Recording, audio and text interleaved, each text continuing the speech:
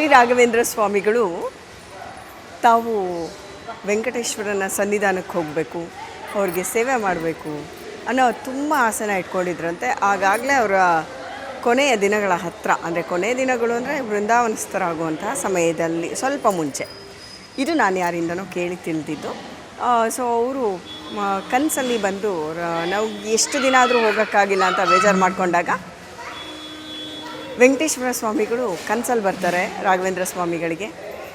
ಕನಸಲ್ಲಿ ಬಂದು, ನೀನು ನನ್ನ ನೋಡೋಕ್ಕೆ ಅಷ್ಟು ಕಷ್ಟಪಟ್ಟು ಅಷ್ಟು ದೂರ ಬರೋದು ಬೇಡ, ನಾನೇ ನಿನ್ನಲ್ಲಿಗೆ ಬರ್ತೀನಿ, ನೀನು ನನ್ನನ್ನು ಪ್ರತಿಷ್ಠಾಪನೆ ಮಾಡು, ಇಲ್ಲಿ ಆರಾಧಿಸು ಅಂತ ಕೇಳ್ತಾರೆ. ಆ ಕನಸು ನನಸಾಗುವಂತಹ ಒಂದು ಸಂದರ್ಭ ಏನಪ್ಪ ಅಂದರೆ, ಗುರುಗಳು ತಮ್ಮ ಕೈಯಾರೆ ತಾವೇ ಇಲ್ಲಿ ವೆಂಕಟೇಶ್ವರನನ್ನು ಪ್ರತಿಷ್ಠಾಪನೆ ಮಾಡಿ ಪ್ರತಿನಿತ್ಯ ಪೂಜೆಗಳನ್ನ ಮಾಡ್ತಾಯಿದ್ರು. ಅವರ ಕೈಯಾರೆ ಪೂಜೆಯನ್ನು ಸಲ್ಲಿಸಿದಂತಹ ಒಂದು ದೇವಸ್ಥಾನ ವೆಂಕಟರಮಣ ಸ್ವಾಮಿಗಳ ದೇವಸ್ಥಾನ. ಬನ್ನಿ, ಆ ಸನ್ನಿಧಾನದಲ್ಲಿದ್ದೀನಿ, ನಿಮಗೂ ಕೂಡ ದರ್ಶನವನ್ನು ಮಾಡಿಸ್ತೀನಿ.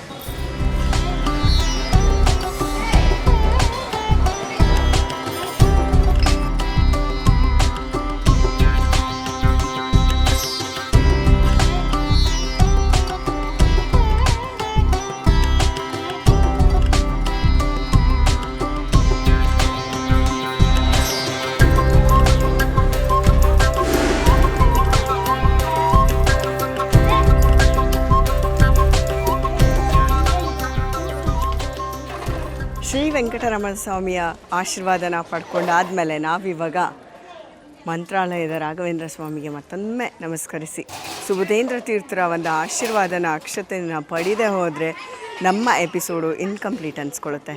ಬನ್ನಿ, ಅವರ ಆಶೀರ್ವಾದನ ಪಡ್ಕೊಳ್ಳೋಣ.